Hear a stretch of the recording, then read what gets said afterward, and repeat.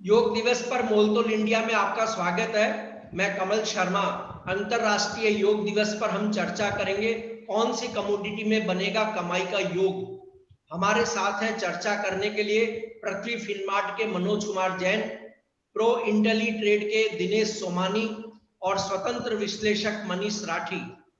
आप सभी का योग दिवस पर स्वागत है। आपसे हम जानेंगे कि कमोडिटी बाजार के निवेशक किस कमोडिटी से कमाई का योग बना सकते हैं। शुरुआत करते हैं मनोज जी से। योग दिवस पर आप कितनी कमोडिटी में कमाई का योग मानते हैं और आपकी पहली कमोडिटी कौन सी रहेगी? नमस्कार कमल जी। सबसे पहले तो मोलतोल का बहुत बहुत धन्यवाद इस मंच पर आमंत्रित करने के लिए, और मोलतोल के सारे सब्सक्राइबर को योग दिवस की बहुत बहुत शुभकामनाएं। जिस तरह से योग जो है स्वास्थ्य के लिए जरूरी है, उसी तरह से कमोडिटी में भी पैसा बने, इसके लिए सही सलाह पे सही रणनीति के साथ काम करना जरूरी है। हमारी जो है दो कमोडिटी में रणनीति रहेगी। पहले हम चर्चा करेंगे बेस मेटल से कॉपर की। कॉपर की कीमतों में हमने इस वर्ष जो है जबरदस्त बढ़त आते हुए देखी थी। इंटरनेशनल मार्केट में भी हमने देखा था कि $10,000 पर मेट्रिक टन के लेवल से एलएमई पर कॉपर की कीमतें पार कर गई थी। भारतीय बाजारों में भी हमने 800 के ऊपर के लेवल्स आते हुए देखे। लेकिन जब चाइना की तरफ से खबरें निकल कर आई कि वहां पे जो प्राइस कर्व को लेकर के चाइना ने काफी सारे स्टेप्स उठाए, कमोडिटी के मार्जिन सिस्टम को चेंज किया, और गत सप्ताह वहां से ये खबरें निकल कर आई कि चाइना जो अपने रिजर्व्स के स्टॉक है उसमें से स्टॉक रिलीज करेगा प्राइजेस को कंट्रोल करने के लिए। साथ ही यूएस फेडरल रिजर्व्स की जो पॉलिसी मीट थी वो काफ़ी हॉकिश रही, और ब्याज दरों में जो बढ़ोतरी की उम्मीद थी वो समय से पहले अब होने का अनुमान यूएस फेडरल रिजर्व ने जताया है। और 2023 के अंत तक यहाँ पे 2 बार ब्याज दरों में बढ़ोतरी यूएस फेडरल रिजर्व की तरफ से देखने को मिल सकती है, जिसके चलते हमने कॉपर की कीमतों में 15 महीने की जबरदस्त गिरावट गत सप्ताह देखी, और कीमतें लगभग 8% से ज़्यादा की गिरावट इंटरनेशनल मार्केट में दिखाती हुई नजर आई, और भारतीय बाजारों में भी हमने 700 के नीचे कीमतों को फिसलते हुए देखा। डॉलर इंडेक्स फिर एक बार वहां की ऊंचाई पर पहुंचता हुआ दिखा, और वहां पे हमने 92.20 के जो क्रूशियल रेजिस्टेंस थे वो भी पार होते हुए देखे। मेरा मानना है कि डॉलर इंडेक्स में यहाँ पे थोड़ी और मजबूती देखने को मिल सकती है। यूएस फेडरल रिजर्व की ब्याज दरों में बढ़ोतरी के निर्णय के चलते बेस मेटल्स में इस सप्ताह भी दबाव रह सकता है। और तीसरा, चाइनीज फैक्टर काफी इंपॉर्टेंट रहेगा। अगर चाइना की तरफ से यहाँ रिजर्व के स्टॉक रिलीज किए जाते हैं तो फिर कीमतों में दबाव जो है आगे भी बना रह सकता है। मेरा मानना है कि कीमतों में हमने ऑलरेडी काफ़ी प्रेशर देखा है। अगर थोड़ा सा प्राइस रिट्रेसमेंट देखने को मिलता है टुवर्ड्स 705 7010, तो एक फिर से बिकवाली की बहुत अच्छी अपॉर्चुनिटी यहाँ पे कॉपर की कीमतों में देखने को मिलेगी। 730 के स्टॉप लॉस से 705 से 710 की रेंज में कॉपर में शॉर्ट जाना प्रेफर करूंगा। मेरा मानना है कि शॉर्ट टर्म में कीमतें 666 के लेवल्स जो है यहाँ दिखा सकती है, तो यहाँ पे कॉपर में सेलिंग की रणनीति अब जो है मुनाफे की रणनीति हो सकती है। जी, दिनेश जी, योग दिवस पर आप निवेशकों को किस कमोडिटी में कमाई का योग बता रहे हैं? आपकी पहली कमोडिटी कौन सी है? कमल जी और मोलतोल के सारे दर्शकों को, जो इस YouTube के माध्यम से सारे निवेशकों को मेरी ओर से योग दिवस पर सबको हार्दिक शुभकामनाएं। सबसे पहले मैं आपको बताना चाहूंगा जो कमोडिटी इमीडिएट और शॉर्ट टर्म के लिए जो मैं सजेस्ट करना चाहता हूँ वो है कैस्टर सीड। कैस्टर सीड जुलाई का वायदा 5050 5054 के आसपास अगर कहीं मिलता है तो इसमें निवेशक बाय एंट्री ले सकते हैं। अपसाइड इसमें 5350 5400 के स्तर आपको देखने मिल सकते हैं, और डाउन साइड में 4880 का स्तर अगर ये तोड़े तो उसका आप स्टॉप लॉस मद्देनजर रख सकते हैं। काफी समय तक कैस्टर सीड मैंने जो देखा है वो एक कंसोलिडेशन कर रही है, mostly in the range of 4900 to 5100। 5100 का स्तर इसने फ्राइडे को ब्रीच किया है। थोड़ा सा वॉल्यूम अगर बहुत बढ़िया बनते हैं तो 5050 के आसपास इसमें दोबारा निवेश किया जा सकता है, और इमीडिएट शॉर्ट टर्म टारगेट इसमें 5350 का आप देख सकते हैं। ठीक है जी, मनीष जी, योग दिवस पर किस कमोडिटी में कमाई का योग दिख रहा है? कौन सी है आपकी पहली कमोडिटी?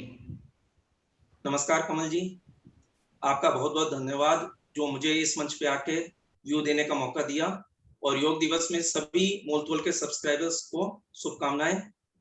जो मेरी पहली कमोडिटी है वो कोकुड़ जुलाई वायदा जो अभी 2900 रुपए के आसपास चल रहा है, 2860 से 2840 के बीच में इसको खरीदना चाहिए, और जो इसका स्टॉप लॉस रहेगा वो 2800 के नीचे रहेगा।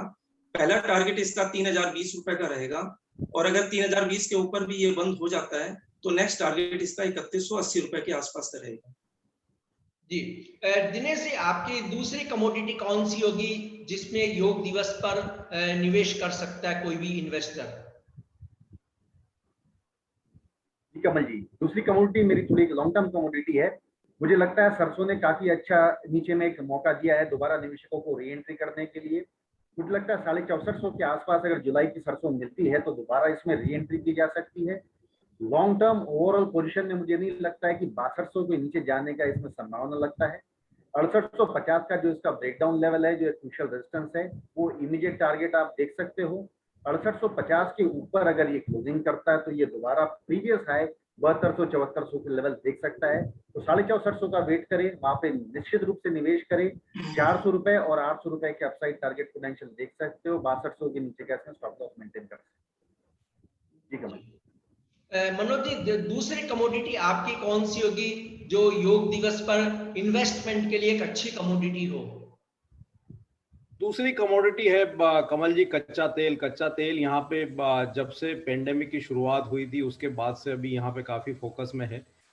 वर्ष 2020 अप्रैल में हमने कच्चे तेल की कीमतों को इतिहास में पहली बार नेगेटिव सेटलमेंट जो है देखा था, और वहां से फिर कीमतों में एक यू टर्न देखने को मिला, और अभी कीमतें जो है फिर एक बार मल्टी ईयर हाइस पर पहुंचती हुई दिखी है। WTI की कीमतें $70 पर बैरल के लेवल्स को क्रॉस कर गई है, और ब्रेंट की कीमतों में भी हमने 73 के लेवल्स जो है इंटरनेशनल मार्केट में क्रॉस होते हुए देखे हैं। भारतीय बाजारों में भी हमने गत सप्ताह 5300 के ऊपर की क्लोजिंग आते हुए देखी है। इंटरनेशनल मार्केट में यह लगातार चौथा सप्ताह था जब कच्चे तेल की कीमतें पॉजिटिव टेरिटरी में बंद हुई है। हालांकि जानकारों का मानना था कि यहाँ पे यूएस और ईरान की जो न्यूक्लियर डील है वो हो सकती है, जिसके चलते ईरान की तरफ से एक्स्ट्रा ऑयल जो है वो ग्लोबल ऑयल मार्केट में सप्लाई जो है बढ़ाता हुआ दिखेगा। लेकिन अभी ईरान में प्रेसिडेंशियल इलेक्शन है, और मेरा मानना है कि अगस्त के पहले तक यहाँ पे ऐसी कोई डील संभावित नहीं रहेगी। और जिस तरह से पूरी दुनिया में अनलॉकिंग की प्रोसेस स्टार्ट हुई है, तो कच्चे तेल की जो डिमांड है उसमें जबरदस्त बढ़त देखने को मिल रही है। यूएस के स्टॉक्स में लगातार गिरावट है, तो मेरा मानना है कि यहाँ पे कच्चे तेल में जो रुझान है वो पॉजिटिव बना रह सकता है। यहाँ पे EIA की तरफ से भी जो रिपोर्ट निकल कर आई थी उसके अनुसार वर्ष 2022 के अंत तक जो ग्लोबल ऑयल की डिमांड है वो 100 मिलियन बैरल पर डे को क्रॉस कर सकती है। तो इसके चलते यहाँ पे कच्चे तेल में अभी भी मजबूती बनी रह सकती है। WTI की कीमतें $74 और ब्रेंट की कीमतें $77-78 बैरल के लेवल जो है जल्द यहाँ पे छू सकती है। भारतीय बाजारों में भी मेरा मानना है कि 5500 तक के लेवल्स यहाँ देखने को मिल सकते हैं। $70 WTI में अब स्ट्रॉन्ग सपोर्ट है। उस लिहाज से भारतीय बाजारों में मेरा मानना है कि थोड़ा सा अगर डिप मिलता है 5200 5150 तो वो रेंज खरीदारी के लिहाज से बहुत अच्छी होगी। यहाँ पे 4980 का एक क्लोजिंग स्टॉप लॉस लगा करके ऊपर में 5400 5450 तक के लक्ष्य के लिए इसमें बाइंग की जा सकती है। जी मनीष जी, आपकी दूसरी कमोडिटी कौन सी है जिस पर योग दिवस पर इन्वेस्टर जो फोकस कर सकता है? जी कमल जी, दूसरी कमोडिटी मेरी सेल साइड है। निकल जो भी 1274 क्लोज प्राइस है इसका, 1300 के आसपास मिले तो इसको बेच के जा सकते हैं। जो इसका स्टॉप लॉस रहेगा वो 1324 के ऊपर होल्ड बेसिस का रहेगा, और जो इसका टारगेट रहेगा वो 1250 रुपए का रहेगा। जी योग दिवस पर मनोज जी, दिनेश जी और मनीष जी ने जो कमोडिटी बताई है, उम्मीद है कि इन्वेस्टर योग दिवस पर पैसा कमाने का योग इनके माध्यम से कर सकेंगे।